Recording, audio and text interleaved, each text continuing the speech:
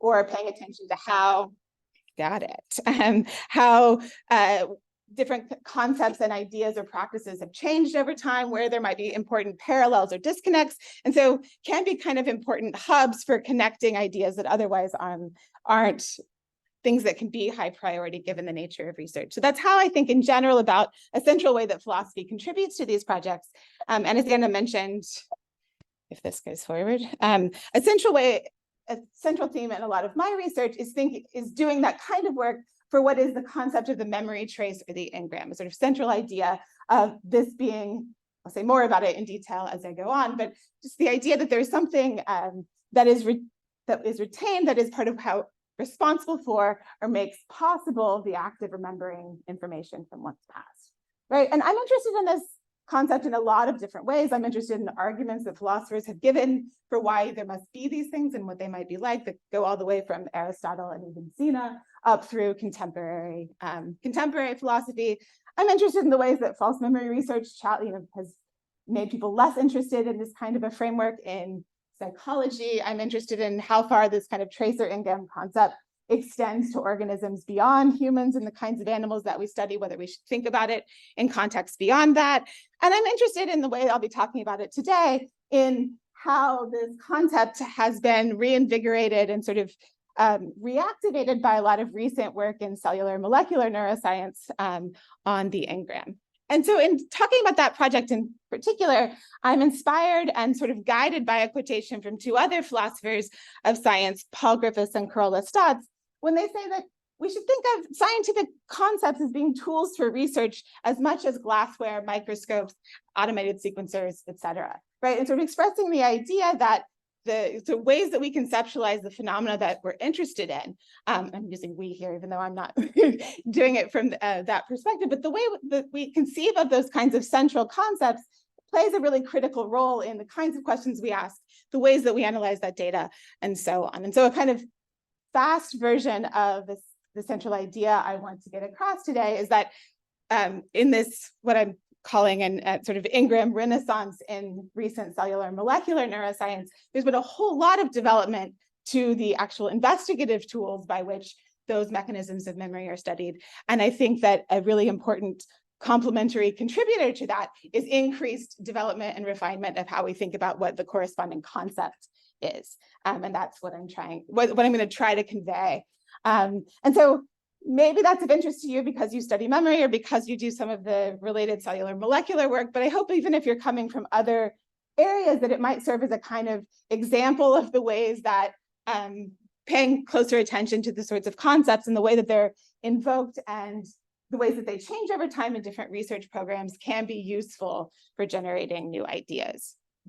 So the kind of outline of what I'm going to say today, this might be too much to say, so we'll see how far I get. But I want to say a little bit more about what the concept is and try to motivate the idea that even though we all have a kind of rough understanding of what's going on here, that we actually, there's a way in which for all of its centrality, the sort of heart of this concept is somewhat neglected in the ways that we think about memory research.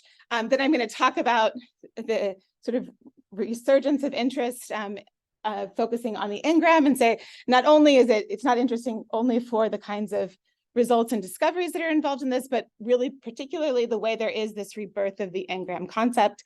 So Zeman here is the person who coined the term engram. I'm gonna try to elucidate how we might think about that concept differently by thinking about him as the Mendel of memory and lessons we can learn from changes to the gene concept over time, ways they might be relevant, and then make a couple of suggestions for where that engram concept is headed. So that's the plan. I'm assuming questions come at the end, but if there is something clarificatory as I go, just go. Didn't spill water on myself. Okay, so the concept of the memory trace or the engram really is just sort of this idea that there is something retained from the experiences that we have in the world, and it's the holding on to whatever is an image or a change in the brain or a kind of some sort of mechanism is what makes possible the ability to think about experiences at later times after it is that they've existed. That general idea has been around for a long time. The concept of the memory trace is at least a few, 1,000 years old in the ways that it's invoked in philosophical work.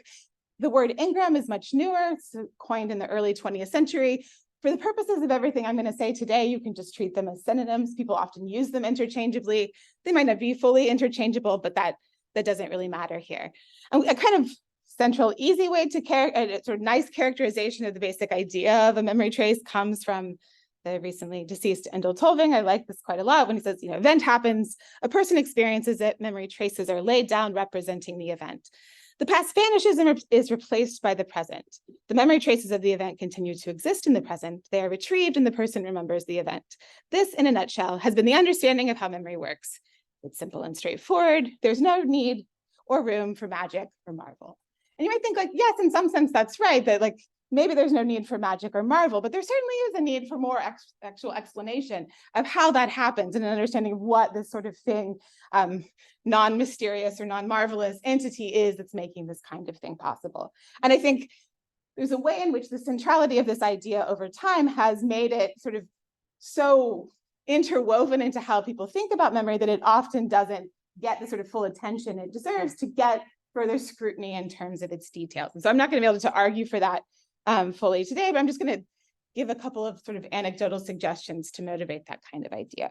I think one thing that is quite tricky for the memory trace in particular, in terms of us thinking about it, is that it's a concept that is historically and notoriously one we think about in terms of metaphor. So I like the quotation from Dreisma when he says, like, the history of memory is like going through a technology museum, and that our ways of thinking about how memories are retained over time and what a memory trace is often makes use of whatever are our going technologies for retention and storage of information. So it's impressions in wax, it's grooves in records, it's files in archives, right? There's a commonality across all of those, and yet a kind of loose way of speaking that keeps you sort of staying in the realm of metaphors, I think makes it hard to pin down what exactly the underlying mechanisms might be, and can of course make it difficult to know which features of the information, which features are really features you think are critical to the processing, and which are just ones that are convenient to think through via technologies that you have available to you. So again, it's not unique to memory to think about, to think about cognitive processes in this way, but I think it is sort of built in ways that can make it somewhat difficult to dismiss. And I think so when we are talking about memory, it's the idea of the memory trace just is, in many accounts, without argument for why it's the case, sort of built into what someone thinks that memory is. Another way of elucidating that idea is with a book. This book is now a bit old. It's an edited collection from Roddy Rediger and Yadin Dudai and Susan Fitzpatrick from maybe 2007 or so, which is this lovely book where there might even be some people in here who have featured entries in that book. Maybe you know of the book, but they generate a set of concepts that are central to the science of memory, and they invite 3 or 4 of the most prominent people working on those things to offer short reflective pieces. It's a lovely and really nice volume. It'd be great to see another version of it. Here's the list of concepts that get discussed in that book. I think it's interesting to think about which things might be on and off the list if we were to do it again now. One thing that's notable, I think, when you look at the list is that there's no memory trace or Engram anywhere on that list of concepts that matter for memory. But that doesn't mean there's no memory traces or concepts in the book. In fact, the whole first section, the one that is about like what memory is, you can kind of tell from the titles, but you could really tell if you went into the section, is all about the nature of the engram or the memory trace. In this way, which I think, again, this is just an anecdote, this doesn't count as an argument, but I think it's illustrative of this idea that it's not a concept we think of for its own sake, it just is built into how people think about the nature of memory. Another way you can motivate the idea that it's sort of interwoven, of course, is by thinking that even people who don't like the concept or think it doesn't do any good for them seem to have a really hard time getting rid of it.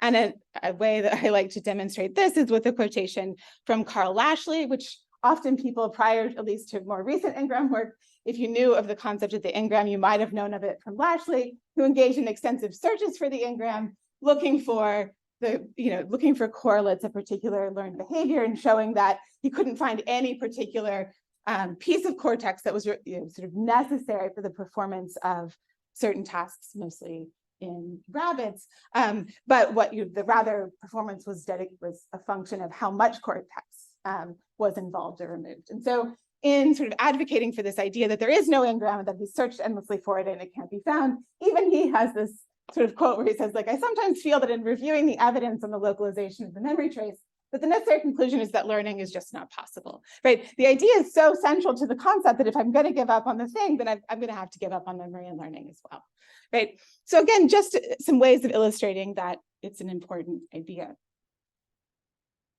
And I think there are ways in which attention to the concept in terms of really thinking about what that commitment involves is one that it's sort of, there's not been sort of strong impetus to actually pay attention to, even if the concept still is in the background and formative or influential for many people. And so when it comes to thinking about what the current status of this concept is throughout the memory sciences, I think past the point of trying to say anything that would generalize, because in my experiences of having these kinds of conversations with people from across memory science, I see opinions from everywhere from this is a folksy idea that no one who takes themselves seriously as a scientist takes seriously anymore, to like, this is a fundamental guiding concept of the field. What do you mean? Like, no one has ever given up on this idea. So I think you can find a sort of sea of views, possibly at least as many views as people you ask about this kind of question.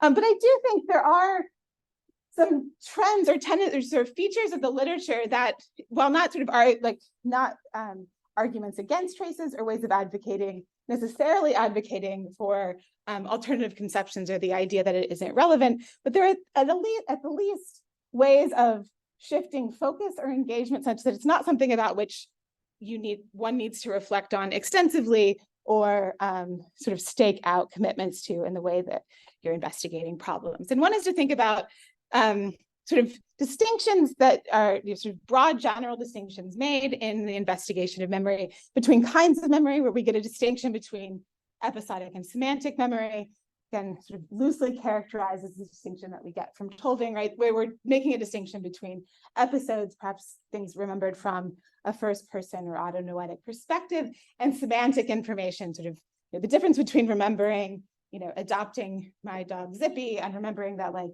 Dalmatians are dogs, right? These are sort of the differences between kinds of ways that we might remember things, and broad distinctions between two areas, broadly speaking, of the brain that we know to be involved in the processing of information. Kinds of commitments you might see across things from, models of complementary learning systems, models of systems consolidation, et cetera, where the kind of commitment to the trace is sort of built into how we're thinking about things that are both episodic and hippocampally based.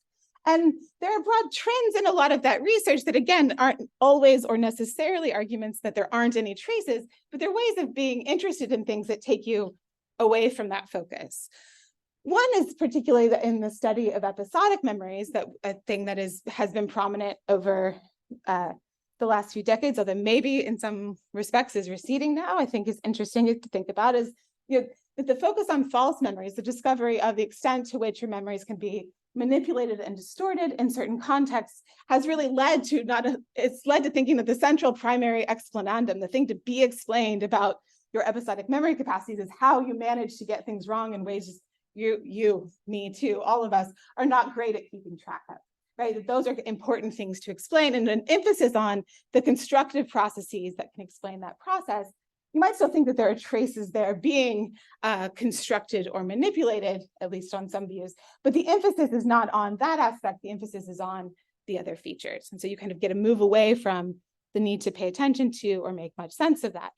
I think at a different level, the sort of there are ways in which this commitment to or idea that you might be invested in the idea of memory traces gets bound up with the sort of fate of our arguments about what the function or ultimate purpose or goal of the hippocampus is, right? What is it that it's doing? So if this is the place where that kind of processing is happening, then as our ideas about what the hippocampus's primary job is change or shift or alter, the interest in thinking about memory traces changes or alters as a function of how well it fits into that, which of course, you might have ways of thinking, there might be ways of being committed to the idea of an engram or a memory trace that don't necessarily involve the hippocampus in any way, but whether it's of interest and is investigated might depend on what people's orientation is with regards to what's interesting to ask or how to ask it about this particular structure, right? Another place that you see, another central way that you see an idea about, sort of built-in idea about the memory trace concept is to think that we have a rough idea of how memory encoding works, which is something put nicely in this paper is, this kind of idea about synaptic plasticity as the ultimate vehicle of memory, which I've underlined here. I have no idea whether you can read it. But that, the synaptic plasticity and memory hypothesis is an assertion that activity-dependent plasticity is induced at appropriate synapses. During memory formation, it's going to be necessary and sufficient for remembering things. You might think like that's the kind of fundamental underlying idea, and whether or not that actually sort of manifests itself in a commitment to thinking that there really are memory traces, I think is interesting in the senses as they discuss in this piece, and has become interesting for the Engram Renaissance that I'm about to talk about, is that it is in many respects a hypothesis that has been difficult to sort of vindicate or investigate in specific ways, because identifying the nature and location of particular memory traces or engrams hasn't been part of the project, right? So there's a way in which you can be committed to the general idea without actually having evidence for or staking sort of explicit claims about that prior to the development of new techniques that may make that possible. But also in the background of that kind of idea, there's a sort of, I think, interesting, and it gets discussed in this paper in more detail, a sort of interesting way in which it's unclear how exactly the commitment to the idea of synaptic plasticity as the mechanism of information encoding is related to being committed to the idea that there is a memory trace, perhaps in ways that follow from that first observation, in the sense that you can be committed to be committed to memory traces is not just to be committed to the idea that you learn or acquire and store information as a result of your experiences. It would be weird. I guess there are ways that you can have more predictively oriented views that I'm not intending to characterize as weird in that sense. But like no one seems to be, we don't want people to be explicitly denying the idea that we learn and acquire information as a result of our experiences. The memory trace hypothesis, I take it, if it is a really substantive view, is a specific subset of ideas about how that might go, right? It's not just that information comes in and it adds to the repository of stuff that I have, but rather that it does so in a particular way, right? That it's doing so in a way that involves, in some sense, yet to be committed by particular views, discrete pieces of information, right? Stored as memories in some sense, whether they're of events or particular facts or episodes or however it is that they're individuated, that if the trace hypothesis has substance, it's as an alternative to a kind of general information acquisition picture. It's playing a role, maybe not as exclusively the way information is encoded, but as a particular kind of encoding or storage distinctive to that capacity, right? So there are ways in which, outside of any kinds of evidence or discovery of particular engrams or traces, you could be committed to the idea that information encoding happens via synaptic plasticity without really actually being committed to any kind of view about how that information is stored that would make a stronger commitment to the idea of memory traces. Right? So there are ways in which the idea can sort of float uninterrogated or not richly interrogated in the ways that we've gone about things for quite a long time, because it's just sort of hasn't been pushed in some ways, which is one of the reasons why in my own work, given that I'm interested in this concept and the role it plays in theoretical and empirical context, why I've been so interested in work that in a paper now from a while ago, Sheena Jocelyn and Stefan Kohler and Paul Franklin call the Engram Renaissance, right? The sort of idea that there's been a kind of re-interest in this sort of engram concept in investigations that have happened in a lot of cellular and molecular work. And the term comes from them. They say it once, like buried in a paragraph of this paper. It's me who keeps saying it out loud. So that's my glossing. So I want to give them credit, but I also don't want to, if you think that this is a weird way of putting things, you should blame me for that and not them. But I do think that it's really important. I'm going to say a little more about that work first, but I think it's important for characterizing that this work isn't just exciting because it is new findings about the particular underlying structures of memory that might be in ways of manipulating and intervening into them that we can study, but that it's interesting in part because it is a renaissance in the sense that it is a rebirth of and re-excitement in the sort of engram concept idea in ways that are, I think, as a philosopher interested in these concepts, makes this an interesting area of study for what happened. What is it that re-invokes interest in this concept, and how is that being put to use, and how might it be changing, and how might that be shaping the kinds of questions people are or are not asking, right? So broadly speaking, this kind of Engram Renaissance, again, I apologize if I'm sort of surveying research, well, I don't have a sense of kind of background and familiarity with these kinds of things, right? But it refers they're referring roughly to advances in the ways that we look into the underlying cellular and molecular mechanisms of memory that are really the result of a lot of advances in various intervention technologies, which include ways that we can engage in labeling and tagging and imaging at very fine levels of resolution, coupled with the onset of opto and chemogenetic techniques that allow for very precise interventions in both spatial and temporal contexts, right? That it's sort of this idea where this research is in some ways kind of, you can see this as a, just further continuation in stream of a lot of what are, long standing and steady, routes of discovery, but also some really interesting kind of ways forward that are made possible once you have the ability to do these kinds of interventions and keep track of them in the ways that these technologies allow. So particularly elegant versions of these that are sort of kind of crystallize this, I think, as a movement going forward, are the studies that come out of the Tanagawa lab at MIT, right? Where what they're doing is noting and taking advantage of the way that we can identify particular immediate early genes, things like ARC and CFOS, as the expression of those genes is being tied to the activity of particular neurons in areas we know are engaged in learning and memory as a result of sort of directly following and in the process of behaving, right? Sort of acquiring information relative to an environment. And so the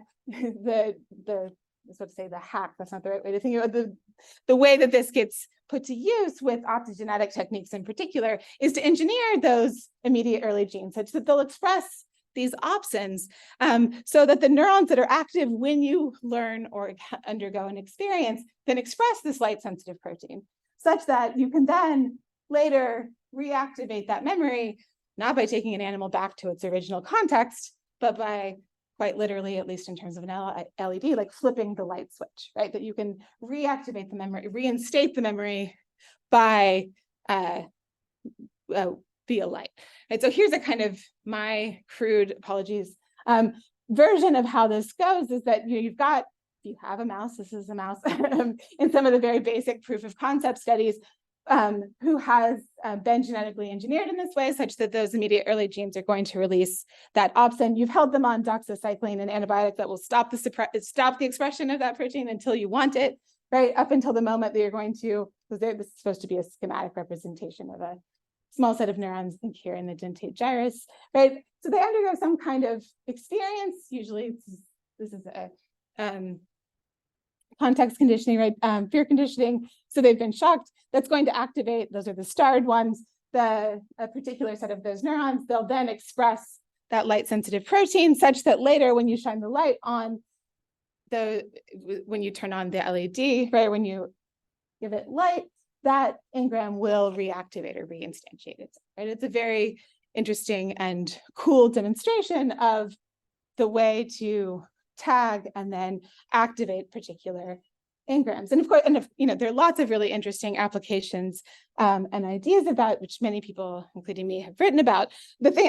What's I think even more exciting is that once you have this ability, once you have this, my folksy way of thinking of it, like light switch on an engram in this way, that you have the ability to turn it on and off in a whole lot of contexts in which you couldn't previously. And so you can engage in all sorts of manipulations and variations of context and consolidation and information encoding to get a whole lot of really interesting results. And so you're sort of off to the races with the kinds of things that warrant this, Renaissance claim that you can, add valence to a particular engram, perhaps reverse it, that you can, you can see the words, right? Create artificial engrams that you can drive particular neurons to be involved in the encoding of engrams, that you can give models of how these things come from storage, and so on and so on. This is just a selection of some of the kinds of stuff that you can do once you've got a hold of and you're manipulating them in this way. And so you get this kind of interesting move from like, we're no longer searching for what might be the mechanisms of doing these sorts of things.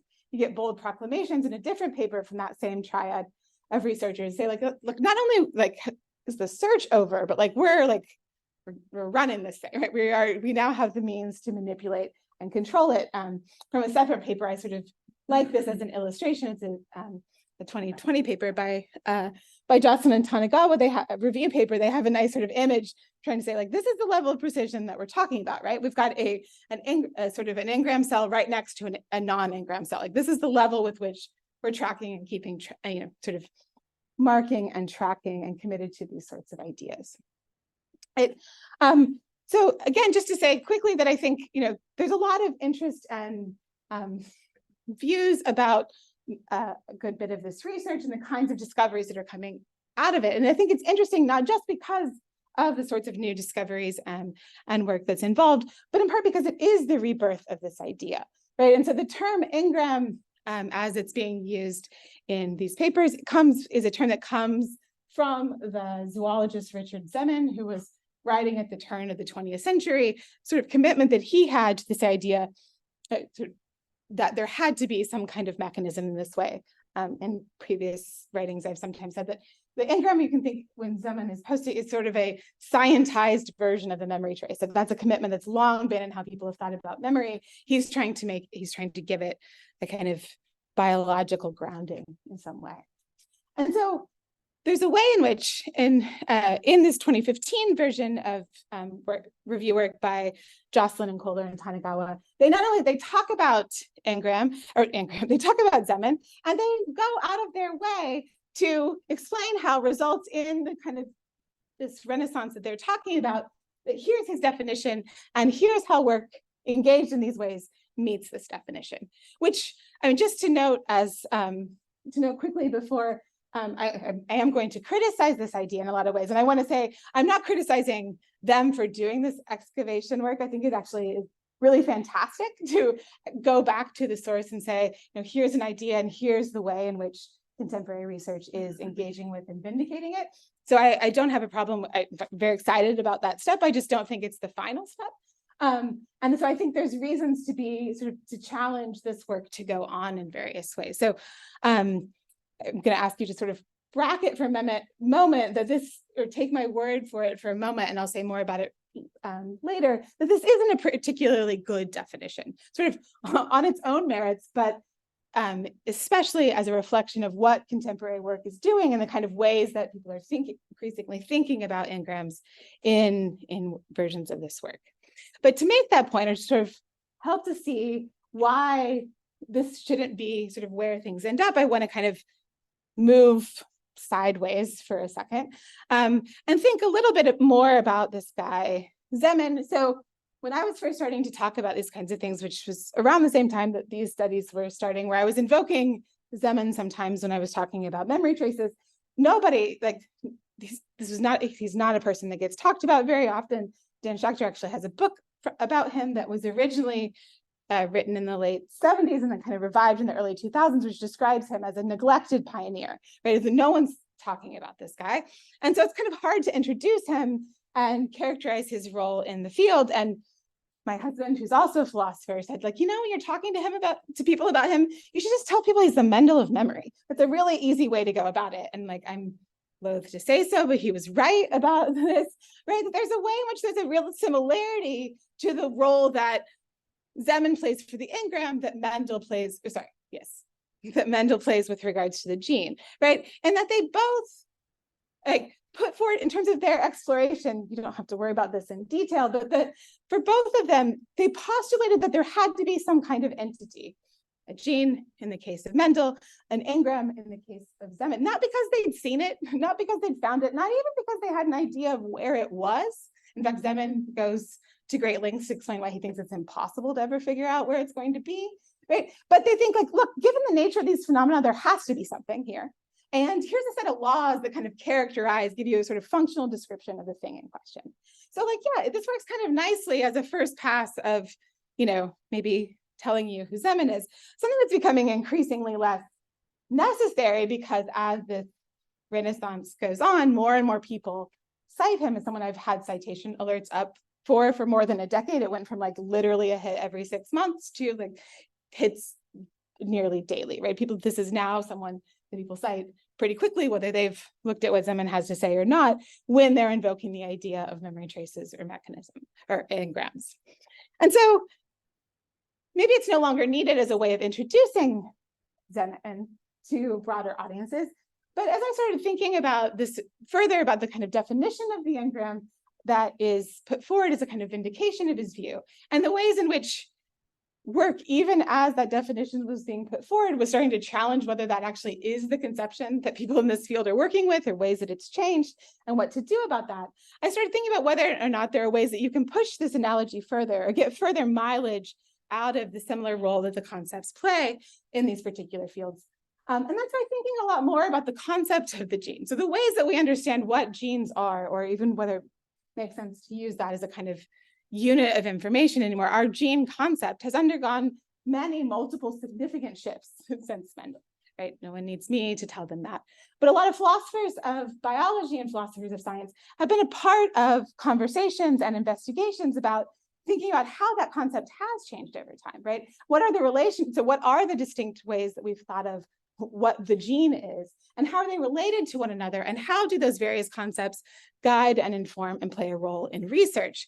This is in part the research program that I was quoting from earlier when I gave you that quotation about concepts as tools for scientific research from Paul Griffiths and Carola Stotz, right? And I think I started to think, well, as the Engram concept gets put to more use and is challenged in various ways, maybe there are some lessons here for the Engram concept. And so I'm going to say a little bit about gene work as a bit of an aside, and then I'll wrap up quickly.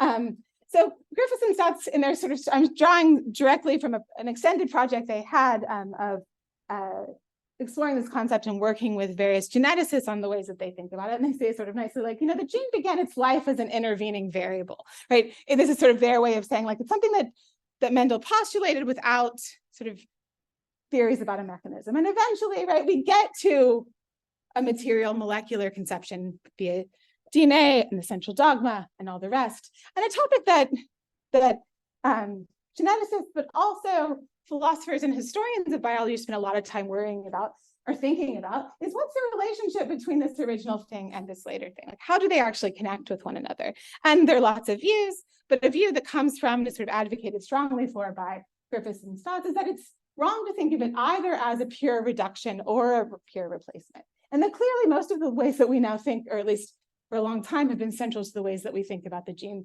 are driven by this material molecular conception.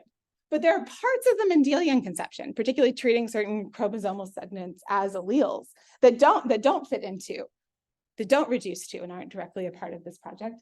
And those things continue to play an active role in some research programs. And so they haven't been reduced and they haven't been replaced. Instead, we have slightly different conceptions that can get put to use in different ways. So even though this was the kind of intervening variable by which we identified these lower level mechanisms, the relationship between them gets more complicated as we get into the details. And of course, that conception gets more complicated still, so you get a conception that pulls off as a kind of distinct notion that gets invoked, not in a lot of contexts, but in the context where it does, as sort of something that is robustly distinct from the broader molecular conception. And of course, our ideas, and Stotz and Griffiths were working in particular in the kind of mid 2000s on this project, right? So that we can think even more about ways that these things have changed since their kind of focus, right? But increasingly in different sort of areas of genomics, right? The idea of what the unit of information is that matters for thinking about the gene as a concept has started to float free from particular molecular and structural units in particular areas of investigation. And so they have later a really lovely book that goes through the way in which there are, amongst people working with genes in various ways, a range of related but importantly distinct concepts, right? That for investigating different projects, people put to use in different ways, right? And so you can think of these, they argue, right, as contextually activated representations, that there isn't really just one concept, there are many, and they're subtly and importantly different, and that the scientists who engage in them put them to work where they're needed in thinking about these kinds of things. But what you can actually get are a multitude of concepts in these kinds of ways, and that isn't suspect necessarily or inconsistent, rather it's a sort of a result of a kind of rich and active set of research programs. that might change in various ways. So that's a very, very fast version of this kind of idea. But one I think is sort of, you can think of it as like an inspiration by analogy for thinking about where we might be with regards to the Engram concept. So to come back to this for a minute, you can think like, so maybe this is a way to push the analogy further, and that the Engram, via the way it was originally invoked by Zeman, also began its life as an intervening variable. And now we have increasingly identified parts of the underlying mechanisms by which engrams are put together. And so you might think, what are the ways in which that might shape or change or give rise to multiple distinct ways of thinking about how that goes? So of course, in making this analogy, I'm not trying to imply or trying to suggest, I think it would be weird if the ways that the Engram concept developed, in any substantive way mirrored or followed the way the gene concept has developed. But I think there is, again, that kind of inspiration by analogy, and that letting it develop or investigating ways in which it might be invoked in distinct ways can be productive and fruitful. Okay, so what time should I stop in, or how long have I? Okay, so I should be under that.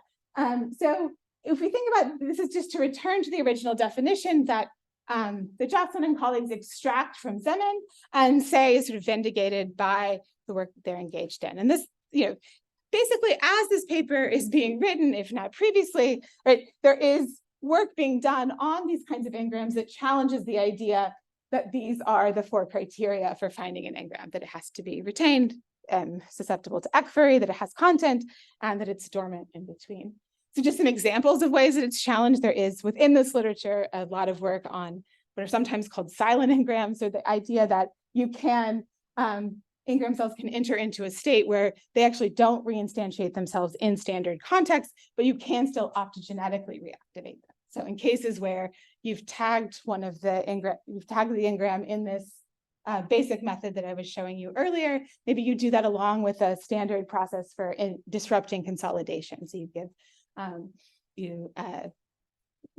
if you disrupt that process such that you would expect that the memory doesn't consolidate in that way, you get the standard result that if you then put the animal in the context where they should express that behavior, they won't, because that memory hasn't consolidated. But you can take the same organisms for whom that does not reactivate and the consolidation hasn't occurred. And if you optogenetically activate the brain of that animal, it will reinstate that behavior. And you can show it is selective to those experiences and that it doesn't then reinstantiate in the standard context, that there really is a kind of distinction here. And there's ranges of those results. And of course, if that's right, then there's already challenges to the idea that it is dormant in some straightforward sense, or that ekphory is critical to its expression, right? So already results that are challenging it in that way. There's also work out of the Franklin lab on how we can think about how engrams develop over the course of sort of like individual development, so thinking about phenomena of infantile amnesia, and noticing that there are important and interesting ways in which the neurons are involved in encoding the engram transition over the life of the rodent, so that you're getting increasingly sparse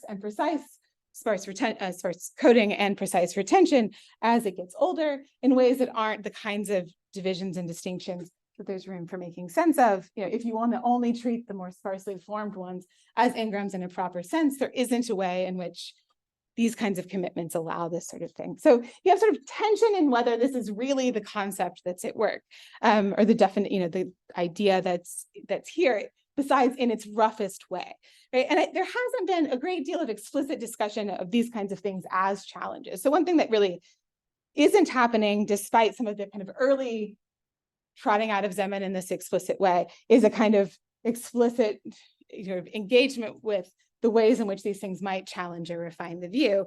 But there have been, I think, changes to how the engram is understood in response. And there might be all sorts of reasons why that isn't getting a lot of explicit attention. You might think that kind of, doesn't fit well with the narrative, that this is progress in certain ways, so you might not want to be highlighting, or you might interpret it as kind of bad that these things don't make sense. Or you also just might not care. You might not think it's all that interesting. It's kind of nice to show that we've kind of got this historical connection, but you're happy to leave it at that. I mean, I think whatever the motivations might be across these kinds of cases, I hope that there are ways in which the parallel case of the gene is something, can be something of an inspiration for thinking that the kinds of discovery of challenges or disconnects isn't actually a bad thing. It might actually be a place for fruitful examination and discovery, and that there might also be ways that explicit attention to what those changes are can help to fuel work in interesting ways moving forward. So I'll try to end with those couple of suggestions.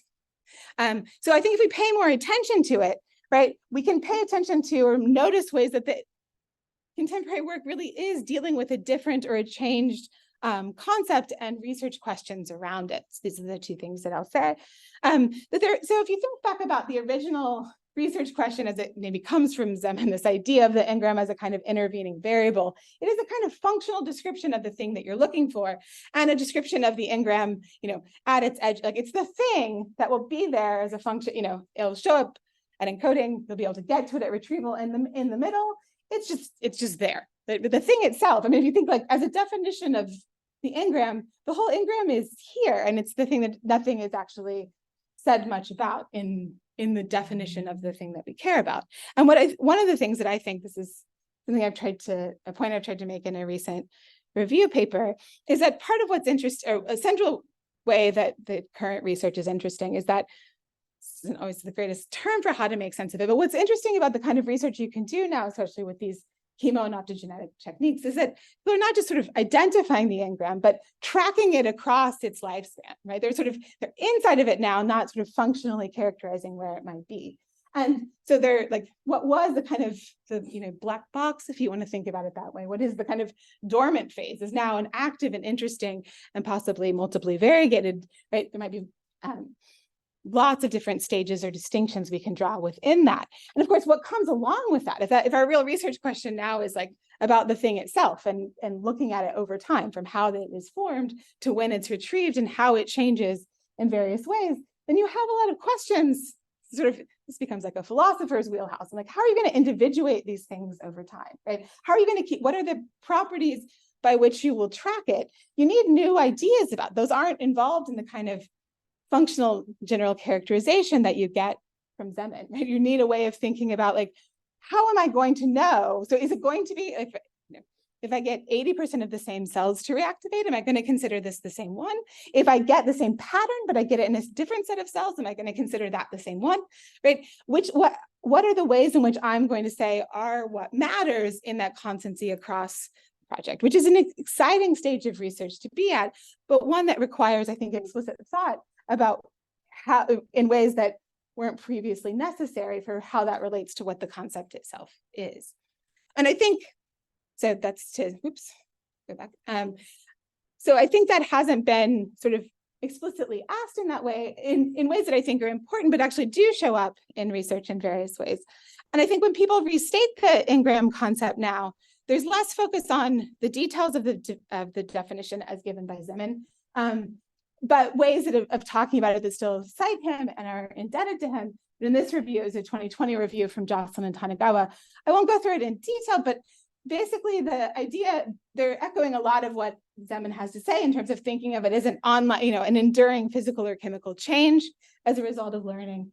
But these ways of characterizing what's involved in the engram are being made exclusively in terms of the cells or the underlying structure, not paying much attention at all to what was a key component of the original engram conception, which is what it is that's being encoded, or what the memory or content. And of course, it's part of how you might individuate which are the cells or processes or whatever you think are the physical substrates that matter for holding on to these kinds of changes. The way you would distinguish these from other sort of just basic maintenance or other kinds of changes are the ones that are responsible for, right, or storing or retaining or giving rise to that content in various ways. So you can't lose that aspect of the engram definition without really losing track of what the phenomenon is. And I don't think they've lost track of it, but I think they've lost track of it as an explicit way of thinking about it in ways that I think would be helpful to bring back in more explicitly, right? So in part because as you engage in these questions about how you individuate them over time,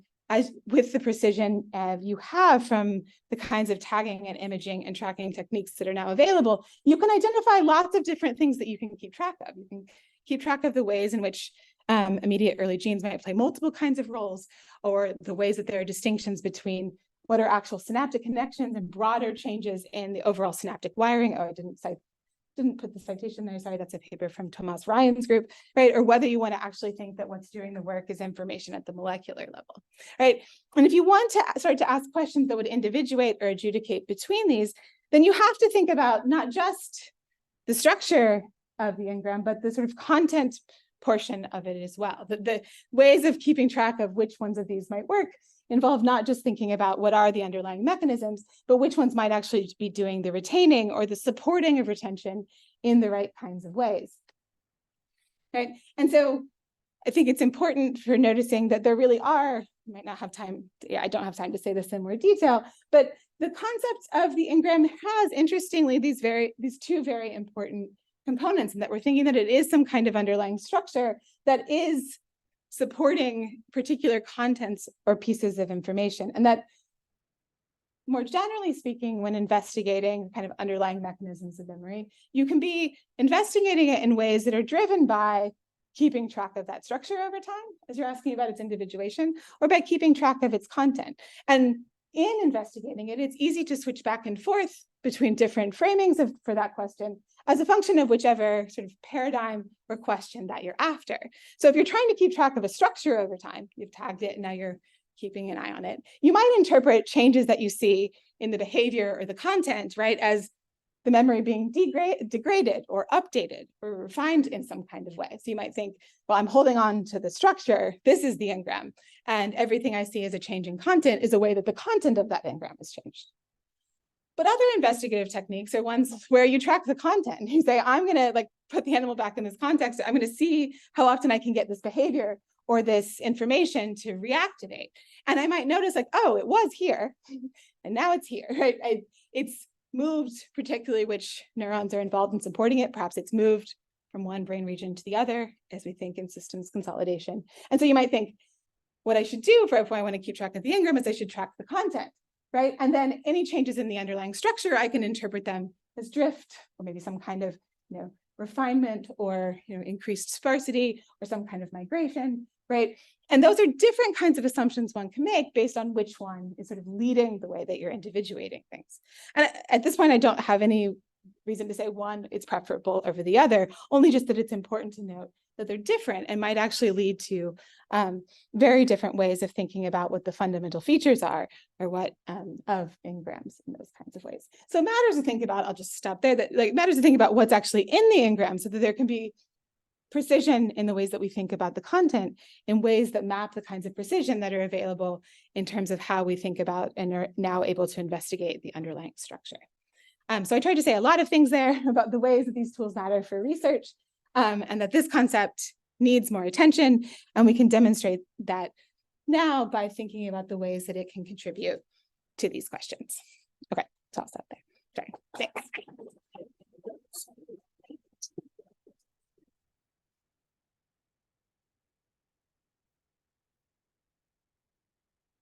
Yeah. So the idea of Engram is always going to be kind of biased with psychology and all the back for biology versus something called concept-based. Okay. I was wondering if you think that tension between those kind of rings through historically. Good. So when you say substance ontology, what do you mean by that? Yeah. There's a literal thing that we're looking for, like a particular cell. Yeah. Yes, I think you see at different points in time, different ways in which that kind of commitment gets invoked. I mean, I think there are some views where that's kind of literally the idea. One of the things in broader, more philosophical context where I talk about this in terms of philosopher arguments for traces, I think we have when you see arguments against traces, you often see there is this kind of straw man view, I think, which is the most cartoonish idea you could think of it of how minds operate, in terms of and here are all these images and they're organized and they're in the particular locations, and that's what it is to believe what memory traces are. And I think part of why it's helpful to have more robust theories of these things is to recognize it's unclear whether there are any, or at least very few people that are committed to that kind of conception and all of its features, but that different ways of thinking that you need memory traces might invoke different of that set of straw man features, but only some of them, right? So some are going to really lean on the imagery components is central. Some are really going to lean on the kind of causal continuity. So I do think there's a way in which you could think, it's an interesting question how this fits into the substance process distinction and how robust that is across different kinds of phenomena. It does think what it requires of you is some kind of constancy or stability, but there is nothing written into a lot of assumptions about what that would be, that means it has to be the same neurons, right? I mean, I think there are plenty of ways we have of thinking about them that allows them either to just, drift across populations or even perhaps migrate to different areas of the brain that in other frameworks don't give people trouble. For, there's sometimes when we don't question it, it's just a question, like, you clearly have to think there's some kind of continuity, but then you need a story about and how are you going to know what are you tracking? And I think it's worth thinking about that somewhat explicitly. And it may be good to think about those as interesting hypotheses to put out there, that let's see how far we get thinking that this is the way to track it over time. And if that doesn't work, then maybe an alternative conception. Does that speak to that? Might almost be the same question. This question was going to ask in that meeting with Andy. As part of the discussion about defining Engram and super precision about representation and how that gets defined, and maybe this is the place that will be important to solve, or is it just one case where we're talking about representation? It seems it's like structured content and getting very close to those debates. Absolutely, yes. It does feel to me like an ideal place to try out versions of those. And I think there are tricky ones in the case of the Engram for thinking about whether we're talking about the kind of broader question about whether they're genuinely neural representations, which might be different than what our mental representations. And at some level, an Engram is supposed to be a mental representation, and then it's information for the organism, not just for the sort of relay between brain areas. And of course, I think we probably all think at some level, it is the trafficking and whatever are these lower level bits of information that is what ultimately is going to give rise to anything that counts as information for the organism. And maybe there's not strong distinctions to be drawn there, but I was about to say a lifetime's work, but it's like centuries of people's lifetimes of work to sort out those kinds of things. But I do think it's a place where, because we now have that precision on this one level, we have ways of, I think that there are opportunities there for saying more about what the content might be and explain. So not just saying look, it looks like these things are coding context, but here's what context, here's a richer idea about what literally it is. And here are different ways that you could, if this is what it is, you'd expect these manipulations to change in these ways that you might sort of enrich really specific ideas about what the content of these things is in different ways. And so I do see it as a kind of promising place for it's ripe for that kind of complementary precision on the content side, even if it's not the kinds of hypotheses people like to make in that sort of detail.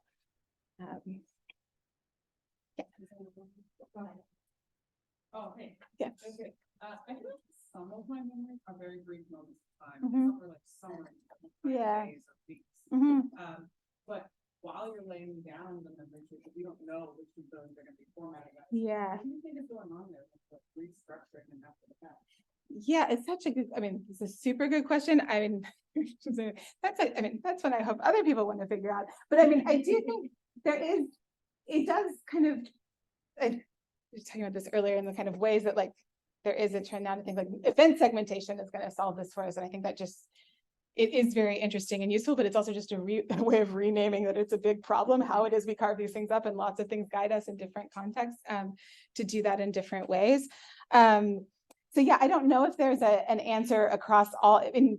It's one of the things that might be interesting here is that there might be a kind of, you might think of the Engram as a commitment to the idea that there are these discrete things, but there might be different ways that it's discretized or changes over time as a function of different constraints in those kinds of ways, which is also why I think the kinds of content idea, sort of ways of thinking about, do they differ in their format? Do they differ in how much? Is it amount of information? Is there, what's changing across them in different ways? I'm just redescribing your question to you. I'm not answering it, but I think it's a really good question. So, with you talked a lot about the advent of the operating human genetic tools, with the work that came out of Funagawa's lab, Mhm.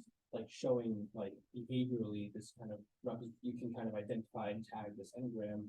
But do you think that there's still this level of separation between how we think of an engram, like a mental representation that you and I have versus what Mhm. like a rodent might be experiencing? Yeah. And do you also think that like the questions that you're asking are great if we can say that we have found the engram, it is here. Yeah. Versus is there more evidence that needs to be done or experiments that need to be found that we can say definitively that this Yeah. is the engram? Yeah, good. So I mean, I think that's a really great question. I mean, and I think that I'm happy to think that we don't have an answer to that yet, and it's worth trying to figure it out. So I think one of the ways in which this research to me is exciting is because it is a kind of, it's giving us sort of at a kind of fine grained mechanistic level, a lens on at some level of description, something like the encoding of individual events like we think might matter for us, like how much those things have been, like, really how far that's going to scale up and how those things relate to each other, I think is really important. But it seems, I think I'm happy to let it take it as far as it goes in some way. I mean, I guess like a kind of broader background description of what made me interested in this research in the beginning, which I think is kind of hope about a possible intersection or reason why it'd be exciting to find one, is that, so I'm sure you have plenty of these here, and I often teach like our intro to cognitive science classes. And when you have like, there's often in the like intro cog sci textbooks and examples, like when you're talking about interdisciplinary exploration of cognitive phenomena, like memory is always a key example of this like beautifully interlevel, like, the short version, which is like, HM had these problems and we, here's long-term potentiation and, ta-da, like all of the levels like fit to, like it's kind of trotted out as a beautifully unified story. But if you look at the way a lot of people that think a lot about various kinds of false memory research, think about how massively reconstructed they think episodic memory is these days. And then people claiming that we found the engram. I think it's just sort of interesting to say what was this at once this sort of beautiful interlevel explanation is now one where people at ends of that are saying opposite things, right? They're saying like, oh, false memory, the ability to produce those in various ways, or the richly constructive nature of our memories is such that it's just organized in a very, very different way. And so many of the models aren't based on kind of cellular, molecular, mechanistic pictures, because prior, at least to some of this stuff, whether you think it really is versions of that or not, like what would a false memory paradigm like in a mouse, like what that look like? Right? And these things are deeply linguistic and conceptual in ways that are hard. But this research kind of gives a way of saying like, well, maybe you have to really squint at it to think it's the same thing, but it's at least an attempt to bridge that gap. And so, I'm interested in seeing how that goes. And saying that's worth looking at. I was interested in your use of the word discrete. Yeah. And it seemed like you were saying that must be true, or that it's obviously the case that we're talking about some kind of discrete unit. And I was curious if you mean that in the neurons, or in the cognitive space, or both. And what if it turns out that we can't do a good job of discretizing memories? Yeah, I know. I think so. I think that it's central to the memory trace like concept that there is this kind of discretization. I think whether that ultimately, if we find out like nothing can do that at whatever we take to be the right levels for doing that, then I think that would be a problem. But I do think it is a kind of fundamental feature of that concept that is different from thinking that it's just, sort of information, or that for as long as there is that kind of discretization of the memory, that is it's functioning as a trace versus just functioning as, learned or acquired information or representations of things in that way. So I think it's worth making the view substantive in that way, so that it has more, that it is staking out a set of ways that this could go. What level is that operative at? I think, maybe this is in some sense this representational question. I think that's a really hard one to think about. And I think it has all sorts of things to do with how you think about this sort of structure content. It's like, what's the right one? And I don't.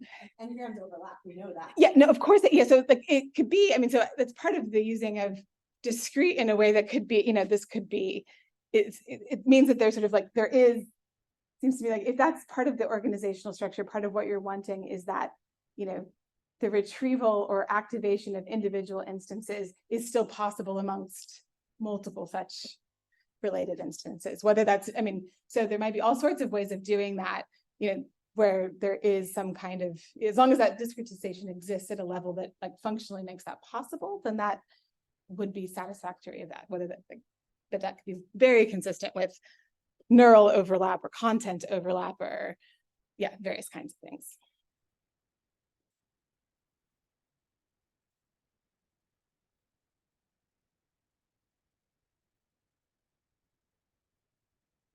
All right, thank you.